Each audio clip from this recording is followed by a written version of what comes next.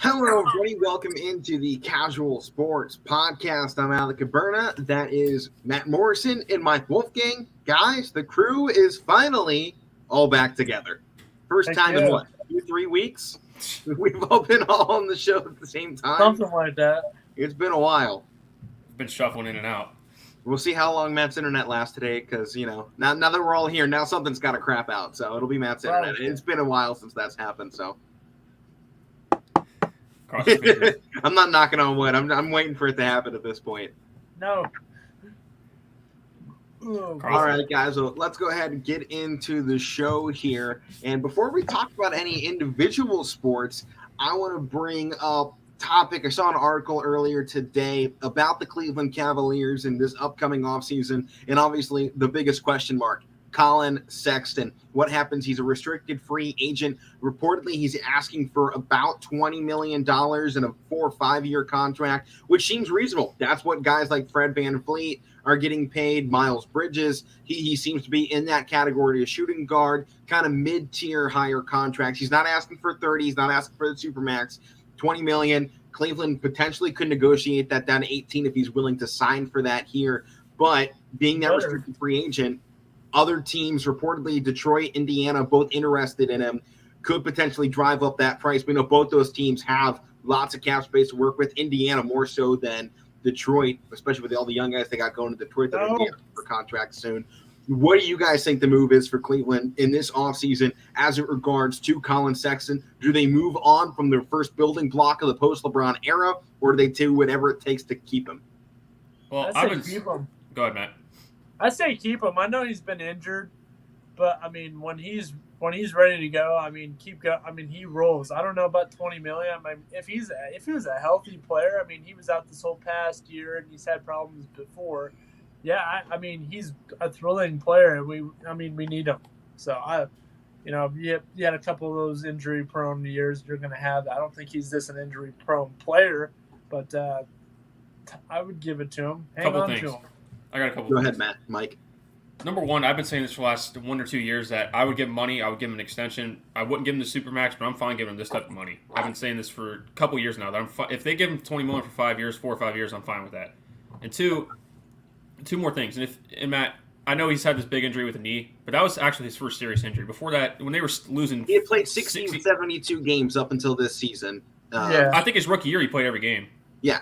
When they won 19 the only games. season he missed 12 out of the 72 games they played in the 2020-21 season, I believe is what it was.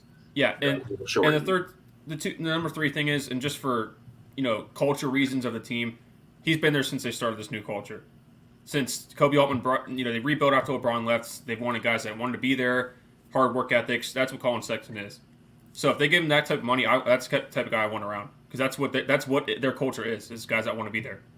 Yeah, and that has been in my side of this. One of the expected things potentially was give Colin Sexton a 1 year, $20 million contract. That way next year he could go out, prove back to everybody that he can go earn that big money in a 1 year deal and could then enter as an unrestricted free agent in the offseason next year and potentially go earn big money that way. I saw that. I don't love that one, because I'd rather have him locked up here in Cleveland for a couple of years rather than give him that, ability to go elsewhere unrestricted in the next offseason. That's kind of what hurt the Cavs with LeBron's first departure to Miami is he went out there as an unrestricted free agent and signed somewhere else, and Cleveland couldn't do anything because of it. If you let Colin Sexton do that, I can guarantee someone is going to be able to offer him more than Cleveland is. We're a mid-major market team. We're not large. We're not small. I think Cleveland basketball-wise, right there about medium-sized market for it. So there's money to work with, but keep in mind, we got a big contract hanging around with guys like Kevin Love and Karis LeVert. LeVert did nothing in Colin Sexton's position, which I think was kind of a big hurt last year, and LeVert's way more injury-prone. If there's one guy to keep around, I'm keeping Colin Sexton over Karis LeVert. There is a lot more left in the tank, and a lot more development that Colin Sexton can still put in there. And LeVert could be a good bench also that he's the bench manager. He's their leader, the captain for this team. It feels like him and Kevin Love have kind of built up this atmosphere with the team. Veteran and the young guy have kind of built this a group of guys that want to play together, and it's something I feel like we haven't had in Cleveland in a while. Everybody wants to be there, Mike, as you were saying, and they're willing to sometimes take cuts in their contract. I know I still don't love Kevin Love's contract. I think this year it does get a little bit smaller, though. It's almost done. Yeah, it's almost done. So Darius Garland becomes eligible for extension next season as well. After next year, he could also become a restricted free agent. He's 1 year behind in this, and he's going to be a guy most likely asking for a max deal. And Evan Mobley in the waiting room as well, probably 2-3 years down the line, I think is what his 3 years. I think is where his contract will sit for him. So there's some guys with some big contracts coming up. Jared Allen obviously has, I think, near $30 million deal with the Cavs at the moment that we picked up from Brooklyn. So there's a lot of money already sitting on the table. So I guess if we had to do this pick and choose scenario, Colin Sexton, Evan Mobley, Darius Garland, LeVert, Allen, and Love. Who are you keeping? Who are you dumping? You get to pick. I'll say you get to pick 3 guys to put on Supermax in these next 5 years. Kevin Love can probably keep on just a small contract if he's willing to, which I'm sure he will. But those other guys. I've been saying this all year, and it's going to hurt me because I know I was just sticking up for Colin Sexton. But to me, the 3 guys you have to keep are Jared Allen, Evan Mobley, and Darius Garland. So those would be my 3 that you have to keep. Those are your 3 Supermax. That's their team right there. Yeah, it showed the whole year last year. It was when they were healthy, even when Sexton was out, that was the core. It was. So that's my same way. With the rest of the money, they can build a solid enough backcourt, solid enough supporting cast. But if those guys continue to develop the way they do, I love that group. And it's funny, when we originally drafted Garland and they started Garland and Sexton playing together, I didn't think Garland was going to be anything in comparison to what Sexton was going to be. And right now, it almost feels like the development of Garland has gone along a lot faster than Sexton's has. Well, that's no thing at Sexton. He was still averaging 24 points per game this season before he went out with that torn meniscus. But Darius Garland, a year behind him, it was still averaging 20-9 or 22-9, I think, 1 year behind Sexton. So the development certainly has gone a lot faster for Darius. Well, and I think one more thing I'll give to Matt, that I think when they drafted Garland, a lot of people made no sense because they already had Sexton. I'm not trying to say I told you so. We didn't just have Sexton, by the way, because we drafted another guard when we were the most guard-heavy team in the NBA, because we had Porter, we had Windler, we had those guys were drafted after. They were drafted that draft, but after Darius. Yeah, as well. Yeah. So I'm not saying I told you so, because I didn't think it would work out as good as quickly as it has. But a lot of people are sitting here saying it can't work. Why can't it work? That's what I was saying when it first happened. Like, why can't it work? I didn't like the Sexton or Garland pick, and I'm glad the Cavs didn't listen to me. Yeah. Because in those drafts, when they took Sexton, I'm like, he's not the best available guy. Why are we taking this guy? But he was the right pick when they picked to build the team back up. Yeah, Garland, I hated that pick. I was like, why are we taking this guy? From Vanderbilt, he didn't even play. All right, here's why. And I'll give you 2 things here. Number 1, I remember before the Cavs even got – they picked him at 5, right? Yeah. I remember before the lottery that year, they were talking about, because the Lakers stunk that year, LeBron's first year. And they were saying, if they get that pick, the Lakers wanted him. So why, I was sitting here like, why is everybody saying the Lakers, they got to get this guy, and then the Cavs get him, and they're like, oh, we don't want him. But then it's the fact that, and I'm glad, Alec, what you said about you're glad the Cavs didn't listen to you with that Garland and Sexton pick. I'm glad the Cavs didn't listen to any of us the last couple of years, because a lot of people questioned Evan Mobley last year, saying you already have a big guy. Look how that worked out. I didn't. I'm not saying you guys. I'm saying other people. Okay. No, I liked the Mobley pick. It's been the couple before that I didn't love, but hey, man, they proved me wrong in a big way. And I'm going back to that draft of 2018, and you look at the guys that were taken after Sexton. Kevin Knock for the Knicks hasn't done much. Mikal Bridges, I love the way he's developed. Shai Gilgeous-Alexander, another great guy that's developed, but neither one of those guys are still playing with the team that drafted them. So you can clearly see that sticking around was a problem. Colin Sexton right now, the guys that were drafted below the 8 spot, not a lot of them are still with that same team that they were. So when you really go back and you would look at perhaps a redraft, I think you got to love the position that Cleveland actually got out of it. I mean, I think besides, Miles Bridges or Gilgeous-Alexander, I honestly think we got the best guy that we could have in that spot. I think there was a couple guys I liked before him, but they ended up getting drafted. ahead of him in that draft. And then you go back into the 2019 draft as well with Garland. Guys behind him in this draft right now, I think, one, you go back to this draft and you say, who are the best players from it? John Morant, number one. Number two, I think there's a strong argument potentially to put Darius Garland out there. I think I might have Tyler Hero when he's on his best game ahead of him. But you look back at that 2019 draft, there's a lot of role players, but there's a few guys that have really stepped out in that draft that you're really looking at now as one of those top guys to be playing. And you go back and Darius Garland looks like one hell of a pick in that spot. Sure does. He didn't at first. No, not at first.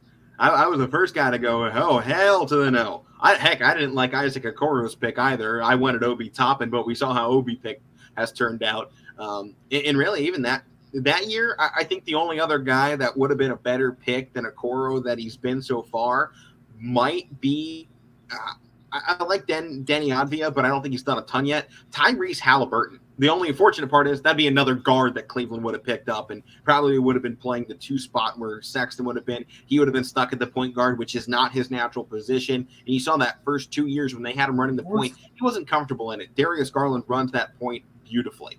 Where's Halliburton now? Where's he was with Sacramento. I think he might Pacers still be now. there. Pacers. Yeah, they What remember they the bonus trade. Sexton Nobody. to the Pacers for Halliburton. Yeah. Yeah. Nobody thought it made sense when they him. traded. I think Buddy Hield's with them now too. That's the bonus trade. Everybody Yeah, thought it Buddy was Hield stupid with the Pacers. because it was. Is it deadline? Yeah. I remember that. Yeah, but I mean, I think you go back and you kind of do redraft these, and I think you got to say Cleveland did a darn good job so far of their pick management, because you look at these guys they've been taking and things are working out their way, and you look at the other guys in those drafts and the way they were performing, and really, it looks like Cleveland, out of all of them in the last 5 years, have had the best draft class. And you know what? I'll help you with this part too. Not only the trades, they made some good trades too. Not all of them have been great, but some have been good. Because as much as it matters, I'm not trying to single you out, but as much as other people have questioned this too, trading Jordan Clarkson for Dante Exum. Well, Dante Exum turned into Jared Allen. Yeah, I know. And then it was bad at the time.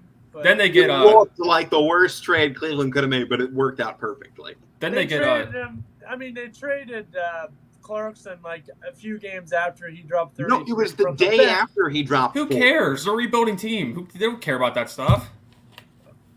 They saw a trade that made him better, not in the short term or the long term, and it worked.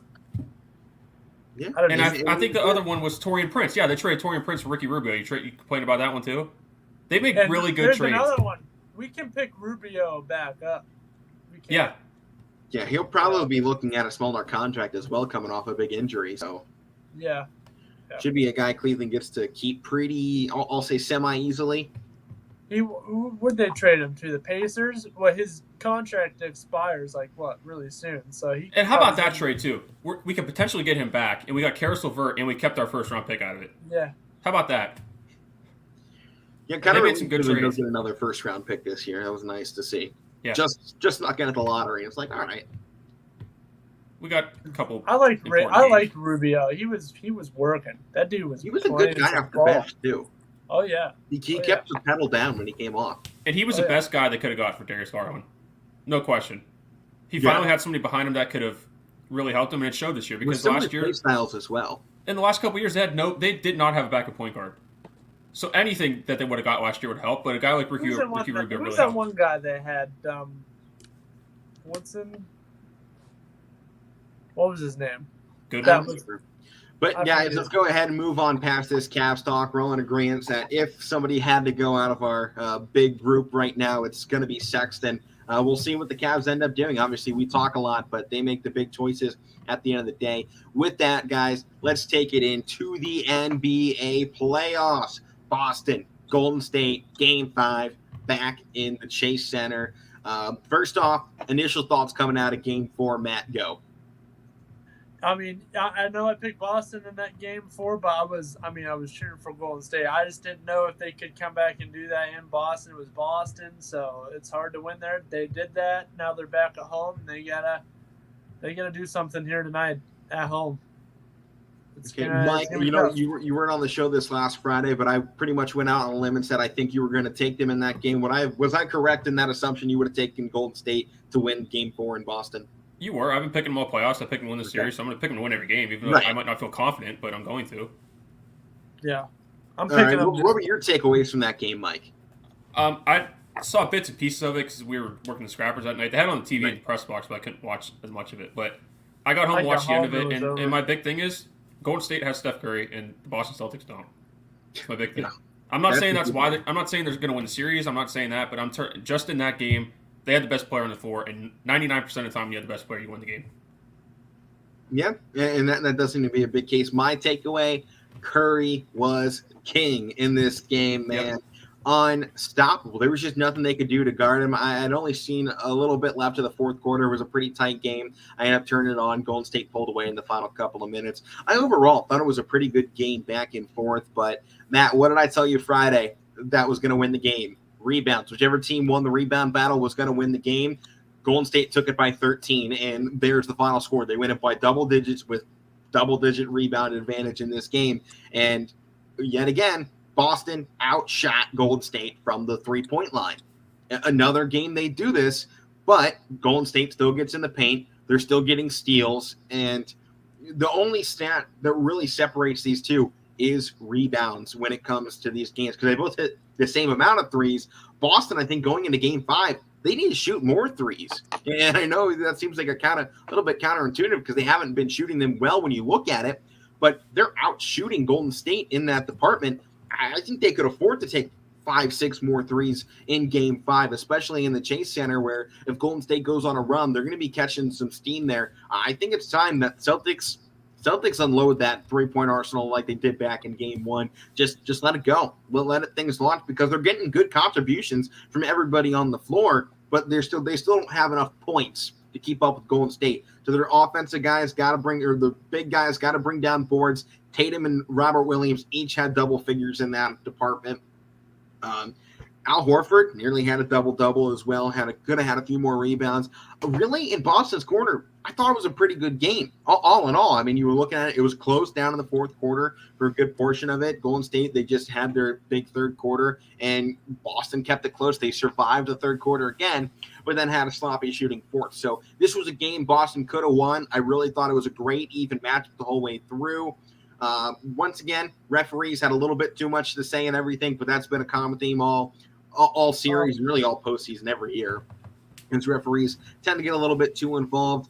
Not going to worry about that, I think, at this point, because I think both teams have pretty much adjusted to how these games are going to get called. So I think going into Game 5, it's time for Boston to go big or go home. Start launching them from deep. Because they've outshooten Golden State, I think, in 3 out of the 4 games so far. They've completely eliminated Draymond Green from being able to do much offensively. His defensively, he's still there. And big thing number 3, for the love of God, can somebody stop Andrew Wiggins? Because this boy is doing it all for this. We drafted him, too. 17 points and 16 rebounds. Matt, we drafted him, but then we also got a championship out of the trade, so I don't really think it's that much. Yeah. Thank you. I've been saying this since the day it happened. Thank you. I know. I'm just saying, though, we did draft he was a good player, but he would never have fit next to LeBron. That's the big thing. No. Their play style was too similar at the time, driving-wise. But, no, you look at this game. I honestly think Boston played a great game. Golden State just had Steph Curry, Mike, as you were saying. And Boston didn't play good in the fourth quarter. Yeah, fourth quarter killed them. Not only the score, they just weren't moving the ball. You heard every single Celtic player and coach say after the game, we got stagnant. That's every single player used that word. I don't like the word stagnant there. They got selfish.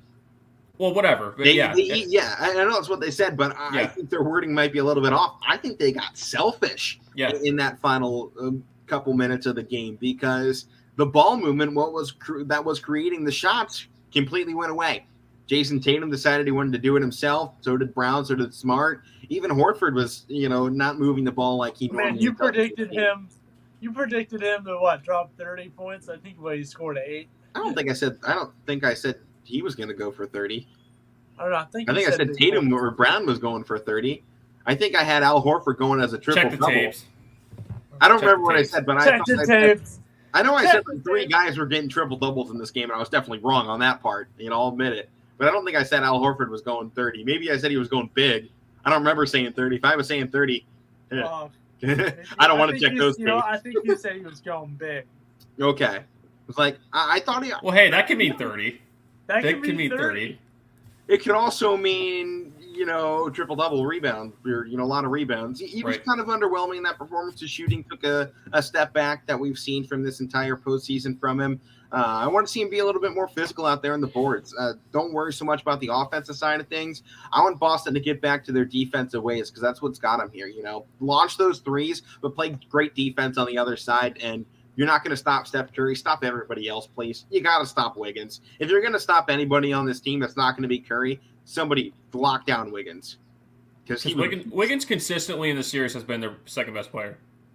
Consistently. But I think it's funny when you say that too, because he's been consistently the second best player and probably the single least talked about guy on the team. I know, and I don't know why. Because if it's not for Steph, I mean, obviously we know if Golden State wins the series, Steph's going to get MVP. But I mean, Wiggins got to be your second vote. It's inconsistent. I mean, Clay's woke up these last 2 games on the road, but first 2 games he was terrible. Yeah, it's got to be it. It's got to be. Has been okay for the team. He's been kind of a spark off the bench as well, but only 14 points there when Wiggins had 16 rebounds and 17 points in that game. So I do have to go with you on that, Mike. Andrew Wiggins right now looks like he should be. And you know what? Number 2. People can say they're not giving him I was just going to say it before you said it. It seems like he's playing really good. Nobody's talking about it. He did have a bad game too, though. But most of his points in Game 4, they were put back layups in the fourth quarter that mattered. That Golden State was trailing by 3, and they got him within 1. They were put him ahead by 1 point. So those nice steals. I don't really care if you don't score steals as well in this series so far. Yeah, I don't really care if you don't score like in the 20s, but if you get baskets that matter in a close game at the end, give it to me because that means you can win the game. That's what I say.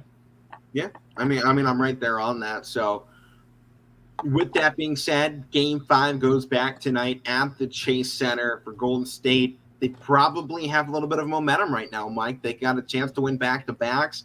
But as I was saying, I think Friday, Matt, when we were talking about this, I'm not too confident on teams winning back-to-back games in this series. I'm not sure if that's going to happen because the adjustments we've seen so far, both teams are adapting perfectly to the situation that they're getting presented. And unless we see a real change up here, I really think you're going to see this trend continue of it just going back and forth. And that's why I think this series has probably one of the best chances in a long time of a series really going 7 games confidently saying that. And I don't think you could say this whole playoff so far, you can't really say you have confidence in anybody winning back-to-back games because it really hasn't happened too many times. Not a ton of it, but, Boston especially, they're what now? 8-3 or 8-4 on the road in this postseason. I really like their road numbers right now. It's not something we saw in the regular season out of them consistently, but here in the postseason it has been. Yeah. Yeah. And I think tonight, they keep saying Boston's good after a loss. I think they're 8-0, 9-0 after a loss. Yes. This postseason. That's to me that's the entertaining part of it because you got Golden State, who I know outside of Game 1, but even in this new arena they have, they're still tough to beat at home. So you got that part of it, and then you got a team that's coming in that really they haven't lost against coming off of loss in this playoff. So that's something to keep an eye on tonight too. Yeah, it definitely is, and that's especially a big thing right now with the way the Celtics have played off of losses on the road. I really do say, even despite the fact Golden State won the last game, Curry is on his juice right now. I do got to say, I think Boston probably an underdog favorite to win it at the moment. And I think right now probably most numbers still have Boston taking this series for some reason. But in my opinion, I would say it's probably leaning more Golden State should be the favorite, and I would have Boston as an underdog pick. And, yeah, I mean, with, the way they played at home too, they didn't play, they played good for most of that game, but that fourth quarter was really, like we said, they got selfish, stagnant, whatever you want to call it. And I thought, I don't know if, I wasn't here to talk about Game 4. Okay, so Golden State now has been shifted to the favorites. They're at minus 130 odds, by the way. Spread is 3.5 points for tonight's game. And to me, it's just been an inconsistency factor that I've been talking about with Boston. It showed again. I mean, I know they played good most of that game, but when it mattered most, like I said, not only did Steph Curry play great because he's Steph Curry, but he took over the game. And I think that What's that? When he has to take over the game, he takes over. And the thing is I mean, those other Otto Porter Jr. I think somebody else only had like 2 points the whole game. He just took over. I think that's what he does. The reason why he took over, because I know you can't really limit what he does, but Boston has shown no adjustment in defending him. All they run is pick and rolls, and Boston's defenders are way back. You got to get up on this guy. Yeah, I'm not understanding why Horford and Williams have been sitting so far back on it. This guy can pull up from anywhere on the court. You have to get up on him the whole 94 feet of the court. There is one thing though out of this postseason I'm getting from the broadcasters. They hate Boston's defensive scheme against the pick and roll. And it doesn't matter which way they go, because they criticize Marcus Smart for going over the screen, then they'll criticize Derek White for going under the screen. They just won't be satisfied with how Boston goes against that screen. I just got to throw that out there because they've complained every single time Boston went around a screen and Steph Curry got a shot. That's not the part that's got to slide under the legs. That's not the part that they got to change. You can go under, whatever you want. That guy trailing the guy sitting on the screen, he needs to step up. Like, it's been Al Horford how many times? Step up on Steph Curry. This guy can pull it from anywhere. And he's going to make it from anywhere. I want to see what that is as well. When it's Al Horford and Marcus Smart especially, Marcus has been going over the screen. I want to see him come under, Al Horford step up, and if Steph Curry drives, Marcus Smart can then pick him up on the back end of it as he gets past Horford. Marcus Smart is right there to stop it. So you eliminate that. Oh, well, now there's a big driving lane, and Horford can switch back on to the guy screening, because more than likely they're going to go right back to it, or you can pour Robert Williams in or whoever else to at least stop that extra roll in from whoever the screen setter is going to be. I think right now when you're looking at the way the scheme is going, you're right, Mike. They're not making the right adjustment. Their bigs aren't stepping up to defend Curry on the outside. That's why he dropped 43. And, the big thing is you could – at least show willingness to try to just change up your scheme. I'm not saying it's going to work because it is Steph Curry. And if you're defending this guy better than what you are right now and he's still getting his points, you could just sit back and say, we're losing to a great player. There's nothing we can do. This guy's an all-time great player. He's going to get his. Doesn't matter what type of defensive strategy you throw at him, he's still going to get his. So if you change things up, try to make it tighter on those pick and rolls with him, and he still gets his points, whatever. Then you live with it. Yeah. Then you live with it, and if that's hurting you and he's getting the passes off, then go back to what was working. You're semi-working in the other games. The only thing is, I think right now both teams, are a little reluctant to completely change a game plan because the series is tied at 2 apiece, and they've each won a home game, they've each won a road game. So I think right now both teams don't necessarily need to make a massive change to their game plan, and I don't think you're going to see that game plan change with those screens, Mike, from either team. Golden State's going to keep going with them until they stop working, which they've been working for 7 years, so they're not going to stop. And I don't think Boston's going to make a massive change up defensively because we've seen them win even when Golden State has had those shots falling for them and getting those screen and rolls and everything. I think both teams are going to come in with virtually the same game plan. There's always going to be adjustments. There's always going to be a couple change-ups here, some new plays, some new wrinkles. But I think for the most part, things are going to stay the same between these two teams. They're going to play their style that got them here. Yep. So with that being said, we'll go down the line. I'm taking Boston here in Game 5. I'll start it off. I normally throw it to one of you. I'll go Boston Game 5. I do think Steph Curry stays hot. I mean, he's turned into a menace these last few games. I don't really think that's going to stop for him. Coming off 43, we've seen the way this guy can just put together big games. 34 in Game 1, 29 in Game 2, 31 after that, now 43. He's only getting better. So I think you got Steph Curry probably keeping it big tonight. I'd go, if there was an over-under for 30, I'm going over on that because he's only missed that one so far in the series. So Steph Curry probably looking at 35, 36 points tonight, and he's probably the big going for the Warriors. I imagine Celtics are going to try and stop Andrew Wiggins tonight, so his numbers might see a bit of a decrease, but the way he rebounded in that last game, I think he keeps the rebound numbers up. I'd give him 8 rebounds, probably 11 points, maybe 4 assists coming out of this game. Otto Porter, he's been quiet these last couple of games. You might see him get a little bit more in this one as the defense shifts to Wiggins. It might open the door for Porter to come up a little bit more. Green's got to get going, too. Yeah, Draymond Green, you know what? I don't even give a crap about Draymond Green anymore. I'm done talking about Green. Otto Porter, I think he's going to open up a little bit more. 3 rebounds, give him 6 points in this game. Klay Thompson, we saw him start to heat up a little bit. I think he's going to keep that up. I don't think he hits 20 yet in the series. I think he might save that for game 6 or 7. I'd give him 16 points tonight. Give him 3 assists as well on that mark. Kevon Looney, keep him on double figures for the rebound. I like that mark. Jordan Poole, I'd give him 12 points and 4 assists tonight. For the Celtics, they're going to have a good night. Jason Tatum's going for a double-double again, close to a triple-double. I don't think he quite gets the assist here. His rebounding has been off the charts for Boston here recently. I'd give him 25 points, probably 11 rebounds again, and I'd say 6 assists. So pretty much the same line he had in this game 4. I like once again here in game 5. I want to see Al Horford get back to it, get double-digit rebounds. I'd want to give him probably 9 in this game with 5 assists. And this game, I think he gets close to a double-double, so I'll give him 10 points in it. Robert Williams, keep the defensive side. I don't give a crap about what else is going on. If you get the offensive putbacks, that is what it is. I'm giving Robert Williams 13 rebounds in the game and probably 8 points coming off of it. Jaylen Brown, he's keeping it 20-plus. I give him 24 tonight for the team. Marcus Smart, I like what he did with 18. I don't think it's going back-to-back games. He's going 14. Derek White's got 12. I got Boston taking the game. Full breakdown for you. Pretty in-depth. It's an in-depth playoff here, man. So, Mike, what's your pick?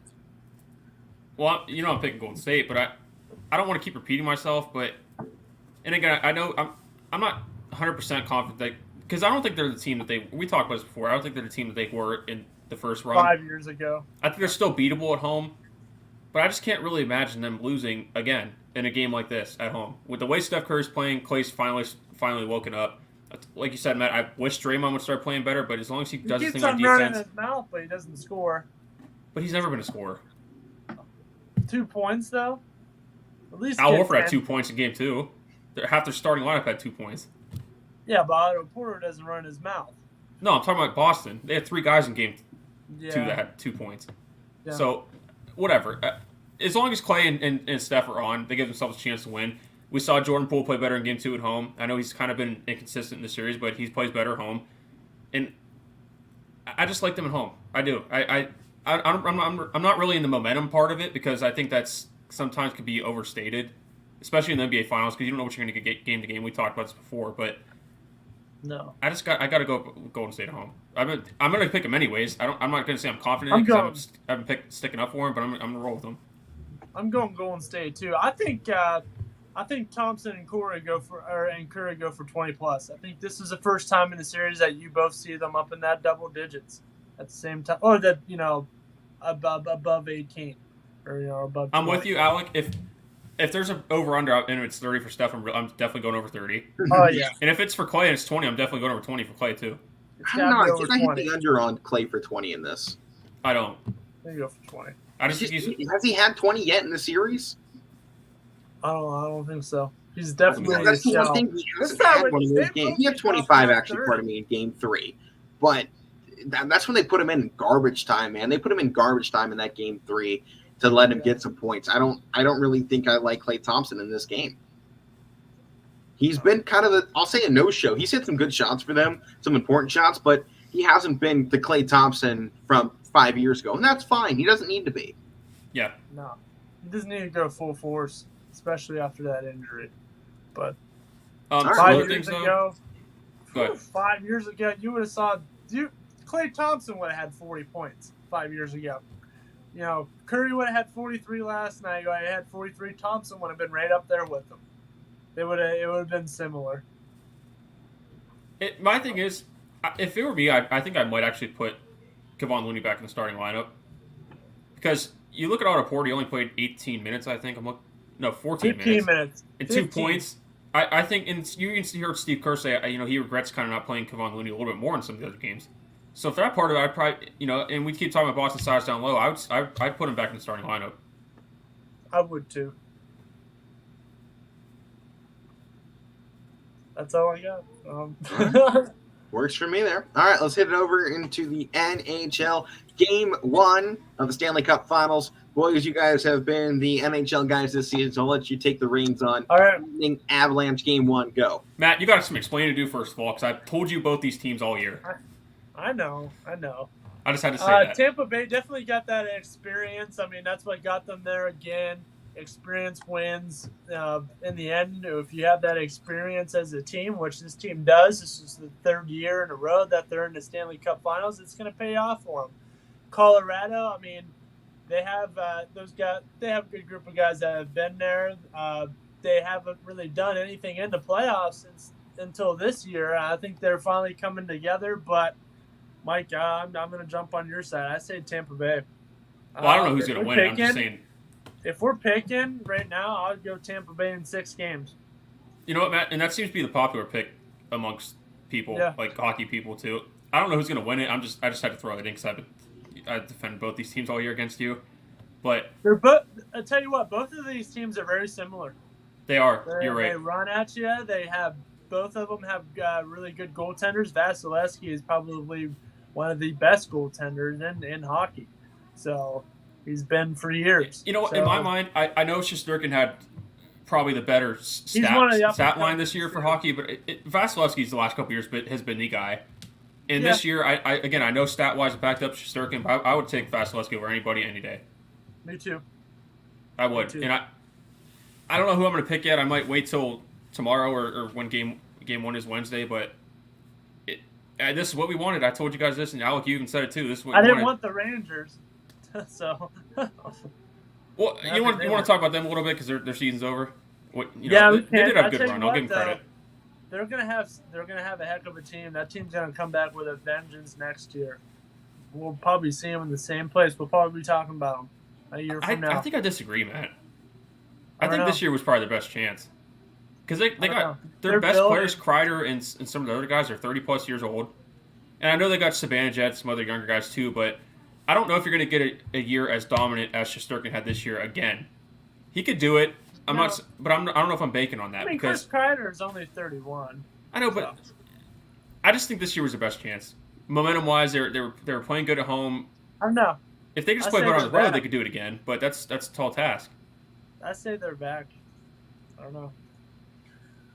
I don't know. My thing here with the Rangers, I'll give my take on the Stanley Cup here in a moment, but my thing with the Rangers is they've definitely had a really good season, all in all, and I think they've shown consistency the last. I mean, we've talked about the graphic before. The last 16 years, they've been number 2 when it comes to playoff wins. I don't think that's going to go away. I think I agree with Matt. I don't know if they're going to get all the way back here because I think you don't always see that, but.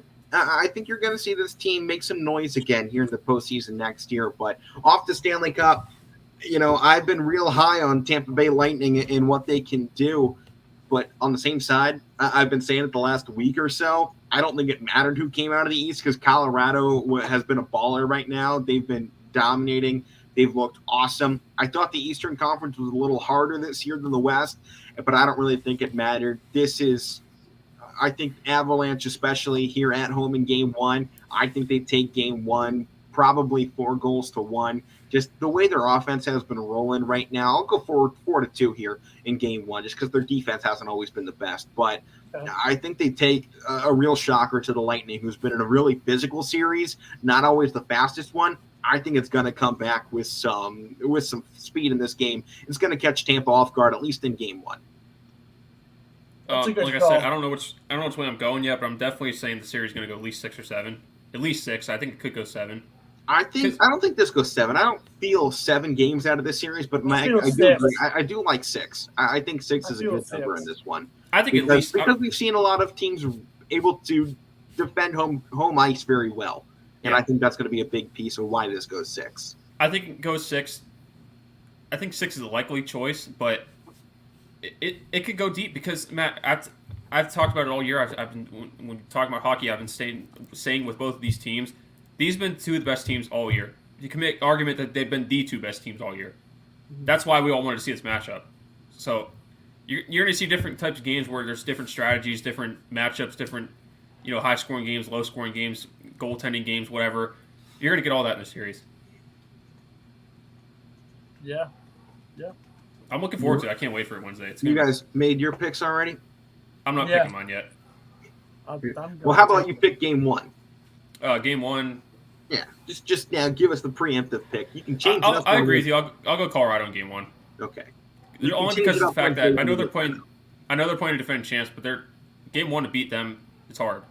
It's hard to play there first of all, and I think I'm interested to see the part of it that because of the rest factor. I know we've questioned about it with them a bunch of times, and they come out didn't seem like they had any rust at all. But this is Stanley Cup Finals. You're playing the defending champs, 2-time defending champs. So I want to see that part of it, how they come out and respond. But I'm going to pick them in game one. They're going to come out hot and heavy against the defending champs. I'm going Colorado in game one, too. Hey, you heard it. Hot and heavy from Matt Morrison. So let's move on here in the show. Major League Baseball to wrap out the last 20. Matt, I'll give this one to Mike. He wasn't on Friday, so we'll let him start off baseball discussion here. What do you want to go with? How about your team taking a 6-game losing skid? What's going on? Because everybody started talking about them. That's why they're losing. Thank you, both of you, for bringing them up. That's why when you guys talk about them, I said I don't want to talk about it because they're going to fall apart, and they did. Then they got to play the Cardinals again tonight, and they're going to lose to them because they never beat the Cardinals. Hey, Cardinals lost their last game out too, though. So NL Central stinks. If you want me to talk baseball, that's what I'm going to say. That division stinks. NL Central is terrible. A double squiggly little division. Bad. I think bad. Brewers have lost like 8 in a row. I think. I don't know if they won last. No, they finally won their last game. Did they? Yeah, they broke their skid. Every single team has been bad. But you want to talk about a team getting hot? Matt, Atlanta, they're steaming right now. 11 games in a row. Wait. Can I give you a secret though? Go for it. Last 4 games they played Pittsburgh. Well, 7 games in a row. We'll give them 7.5 games because that's how much it counts against Pittsburgh. Well, they've all right. I'm kidding. They won 11 straight. I'm just kidding. Yeah, 11 straight. Hey, that's a great mark to be in. And the NL East, it's pretty crappy. So it looks like they're going to be in a good spot to be in the hunt for a wild card position. Maybe more if they can continue to catch up with the Mets, who are playing about 500 baseball right now in their last 10. I'm going to tell you this right now. That division, what is that? The East, that is not going to come down to the Mets and, Braves. That's going to come down to the Braves and the Phillies. One of those two. Yeah. Oh, no. I'm calling it now. Mets are not going to win that division. Oh, no. They might not win it, but I have no confidence in the Phillies to wipe their own rear end, let alone make this competitive. They're still a 500 baseball team, 9 games under the Mets. If you're going to say the Phillies, I might as well throw the Marlins in there too then. Right. They just won, 9 and 10 in a row. You know what, Mike? I think Washington's going to make a real comeback and take over that 3rd spot from the Phillies. Hey, they're closer to the Phillies than the Phillies are to the Mets. Maybe. Yeah, it's true. One side was going to get traded. That's what I think. No. One side will get traded. I don't want him to. Who said that? I don't want him to. I don't want him to either. But, that's a team that's rebuilding. So they're probably going to put him on the block and get more drafts. They already got a World Series out of him, so. Yeah. All right. Well, how about we talk about the hottest division in baseball right now at the moment? They also have the best team in baseball, the AL East. Even the Baltimore Orioles don't look terrible, guys. They have 26 wins. They are almost 20 games out of first in their division, but they're still not looking too bad. You compare them up to where the second place team is in the Toronto Blue Jays. They're only 10 games back. So I think in that regard, this season so far, it's a win for Baltimore. For Baltimore fans, this has to be at least something. They're almost 500 against teams over 500. And if they were playing in any other division, they might have a near winning record. Hey, if they're in NL Central, they'd be 3rd place. Yeah. Based on their current record. And if they're playing in that as well, they're going to not be playing teams like Tampa, Boston, Toronto, New York multiple times every month. So to have that switch up, Baltimore's a really good team right now. They've really made the right moves. The only problem is they made the right moves, but the entire division is still great. And Boston's back up again. That's the hardest division in baseball. Well, one of them. No, that's hardest. Flat out hardest. I think the last couple years has been the hardest. Yeah. I know NL West, whatever you can bring up the NL West. Here's my thing. NL West is hardest to win. AL East is the hardest. It's the hardest to win the NL West because numbers are so high when it comes to win totals. Yeah. In this last couple of years. They've had the highest winning records in baseball the last couple of years. But the AL East has been the tightest, most competitive out of anyone. And I think when you look at all 5 teams, that is the best set of 5 teams we have in baseball. That's my thought. They are the hardest division to play in, not the hardest to win. Look last year. You had a team like Tampa won the division. I forget. They won 100 games, maybe. I think close to it. Tampa won 100. Boston won 92. New York won 92. Toronto had 91. Baltimore had 50. Yeah, and that's my point. Toronto had a great year last year, and they didn't even make the playoffs. Right. So I think if you think the last couple of years, I'll go back that far. I think it's been the best. If they were playing in the NL East, by the way, Toronto, they would have won the division over the eventual champions in Atlanta. Atlanta only won 88 games last year. Yep. And somehow won it, despite being the lowest winning team of the playoff teams. It doesn't matter how many games you won. Just got to get in. Just got to get in. All that is getting in. Just get hot, get in there, and go on a roll. Yep. That's what they did. They did, yeah. But no, this AL East looks phenomenal. AL Central, though, it's been heating up, especially with the way Cleveland's been playing. They've really made it a conversation. Now 3 games back from Minnesota, and June right now looks to be Cleveland's month, and that's a great thing to have, especially now that Chicago, they can't seem to put wins together. Detroit's, they're back to playing 500, which is fine for them. Kansas City's playing 500, fine for them. But right now, Minnesota and Cleveland, I think we might have a great race to the finish line from these guys, at least to their mid-season finish line with the All-Star break. Almost got in a fight with a guy at the Scrappers game. No, you didn't. Mike was not a fight. Oh, the guy was talking crap about my. It was not mean stuff. He was just it was baseball stuff. No. Still. It was not it wasn't close to a fight. He was still being. He was a Red Sox fan, so there you go. So it was Matt's fault, is what I'm hearing. It's not a fault, but it wasn't a fight. They were just because the one guy had I'll give the whole story. One guy had the pirate shirt. He had a pirate shirt on, and Matt said something about a pirate shirt, and I was with Matt, and he was saying stuff about the Pirates, and Matt was like, "Oh, my friend here's a Pirate fan," so we started talking about that. Then this guy behind him asked Matt who his favorite team was, and Matt was like, "My favorite team's Cleveland," and he was like, "Oh, you're talking crap on the Pirates. You got to at least be a fan of a team that's 10 games over 500 or something like that." Or he's like, "You got to at least be a fan of a team that's worthy." Yeah, worthy, whatever.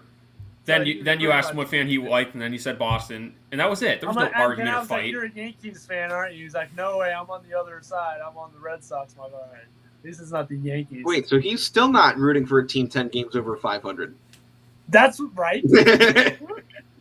Okay, but the Red Sox won a World Series in the last 5 years. Neither of our teams have. I think both of our teams are the longest drought in the sport. Oh, Cleveland's the longest. I think Pittsburgh's second longest. I think we're up near 70 now. 1971? No, 1971 or 78? 48. No, I'm talking about Pittsburgh. Oh, yeah, 79. 79. We're 1948, yeah. I think they're both the 2 longest, if I'm right. Yep. I'm just double-checking for Cleveland's last World Series. That was 1948. We won one in 1920. We won one in 1948. We lost in 1954. And then Cleveland's currently at 73 years. Which I think is actually the second longest in baseball history behind that Cubs one that was broken when they beat the Indians. Pittsburgh's at 40. You don't have to talk about that. Man, if I can't go out there and criticize everybody else if I can't say, Golden State blew a 3-1 lead, then you know what? I don't have any business saying Cleveland did it too. I know. Exactly. That was sweet that year. No. Cavs come back from 3-1, Indians blow a 3-1. 2 teams in the same city. Yeah, sweet. That city would have been eruption would be the word if the Indians won the World Series. Yeah, that was thinking back-to-back years of it of championships in the city. Well, you know what? I don't want to get too off track, but Matt, I was two championships in the same year, 2016. Well, you know what though? I was pretty ashamed because I'm not a Cleveland Guardian Indian fan, whatever. But they were Indians at the time as well. I was there for Game 1, or the Cavs' first game that night when they rose the banner, and Game 1 was going on at the same time of the World Series. I know that you get this everywhere, but I saw a lot more Cub fans there than I did Indian fans. A lot. And a lot of Indian fans were selling their tickets to Cub fans. Because they're traitors. Indian fans were selling their tickets to Cub fans. Fans are probably from Cleveland. Well, that is part of it, too. I'm sure there are a lot of whatever. Cubs They're still Cub fans, and Indian fans are selling their tickets. Far away. I mean, 2 biggest cities in the Midwest. They're all probably like, oh, yeah, my favorite player is the dude from Rookie of the Year. What was his name? The kid. What was that kid's name? I don't know. You're not a real Cubs fan unless you like Carlos Zambrano. Gardner. Okay, Matt. You know that movie. I never know how to follow up what he says, but can I put this out, guys? My dark horse team, the Texas Rangers, are second in the AL West. How about that? The Angels stink. The Angels. That's how it happened. Seattle can't make the playoffs, and Oakland barely has a baseball team, which means Texas has second place. I'm fine with it. My dark horse has been. I love my dark horse still. Let's backtrack here. Dark horse for what? To make the playoffs.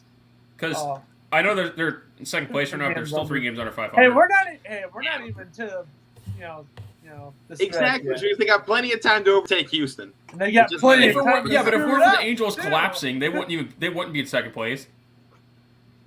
If somebody in the AL West last year had competed, or in the NL East last year had even been competitive, Atlanta wouldn't have won the world title. If what, I don't give a crap. 3 games under 500 still.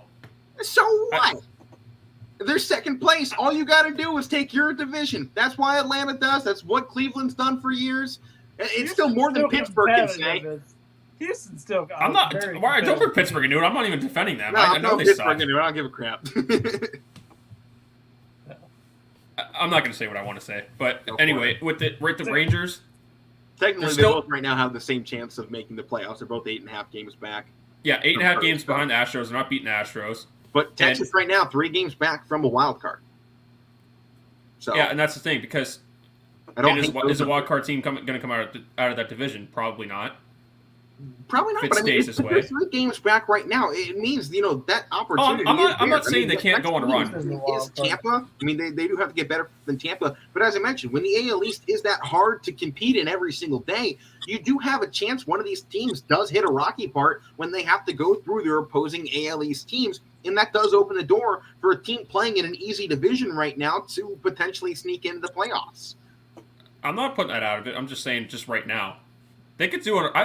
Because that was one of those teams I like Texas' team. They seem to have a good group put together. They're exactly, together. And I didn't pick them as my dark horse like you did, but they were one of the teams I was considering because they had a good offseason. They brought in Corey Seager and Semien and a bunch of these guys. I question their pitching staff still a little bit, but they were a team I was looking at too. So if they get on a run here, I'm not saying they can't because I was looking at them at the start of the year, but I'm just talking about right now. I know they're in second place right now, but I'm not too excited about it. Differential into the positive side, and that's a big step to turn the season around because their differential early on in the year was awful. They were looking, I think it was like here. Let me look back. Actually, go just a month ago, maybe if this wants to work. We go about a month ago. May 12th of last month. Texas, whoever wants to load. They were at -5. They moved it up to +4. They were 4 games under 500 then. You see the difference now. I mean, they're just playing, really out of any team, the most consistent, I think, that we've seen in the baseball this year. They're just continuing to chug along. They were 4 games behind 500 then. They're 3 games now. And everyone around them has been roller coasters. And then through all of it, Texas is just going down the lazy river. They're just coasting right along, letting things fall into place for them. And it's working. Well, I hope it comes through. I like the Rangers. Me too. I hope it works. I don't hate the Rangers. Good. I like the Rangers. Matt, I hope you're just about ready to give out an award here because we got to finish off the show. Oh, yeah, I already got it, man. You already got it? All right. Well, then let's go ahead and talk about it. This week's Beast of the Week, baby. Who was it? Oh, man, Zach Plesac. It was top 1 on was number 1 on the top 10 of the ESPN plays. The guy, I mean, it was a simple ground ball, but nobody was there, and he darted over, made a barehanded grab, and just zipped that over to first base. I don't know if you guys saw the play. It was I've seen it. It was awesome. So I hope I like Zach Plesac. He's probably one of my favorite players on the Cleveland Guardians now, but he hasn't really been in that same form that we saw in like 2019, in 2020. So, but he's still a hell of an athlete. So hopefully we can get him to come back to that form. That's the only game we lost in that 4-game series. So we lost that, I think, 10-5. So. Well, I mean, he does right now have a top 60 ERA in baseball. The team's just not winning when he's pitching. Yeah. And that's a hard thing to do. And yeah. Yeah. And he also has been, I'll say this, he's been bad on the road. They need to play him more when he's at home because that's when he's better. His away ERA is 6.5, which would be a lot farther away because his overall ERA is still 4.7, but which is 54th in baseball, which, you know, when you look at all the pitchers, that's pretty good. And that makes a lot of starting lineups, starting, you know, rotations. But then you look at his win-loss record, and he's tied for 142nd at 2-4. That's not on him. He's also top 100 in strikeouts, which you know isn't amazing, but I'll take it. Hey Matt, take it. Can I give an honorable mention here? Go for it. How about the team we work for, the Mahoney Valley Scrappers? Oh heck yeah! How about 9-1. I think they average like 7 runs a game. They've only lost one game. Was on the road. They're undefeated at home. But I mean, okay, West Virginia is a horrible team, and I know, but they played State College, who isn't terrible. State College stings too. They've only won 2 games, so. We're gonna play some tougher. We're gonna give credit to the team. Damn it! Yeah, I know. I don't care what Matt says. I'll give credit to him. Credit. They're playing bad teams, Matt, but they're hitting the heck out of the ball. You can say whatever you want. The teams are playing. We gotta go. We got some. I mean, we gotta go play the Frederick Keys on this road. So we're gonna see some different teams, and we're gonna. They're playing the Williamsport Crosscutters too. So I mean, those are teams that. Wait, what did you say their name is? The what? Williamsport Crosscutters. The Williamsport Crosscutters. They're the Crosscutters. The Crosscutters.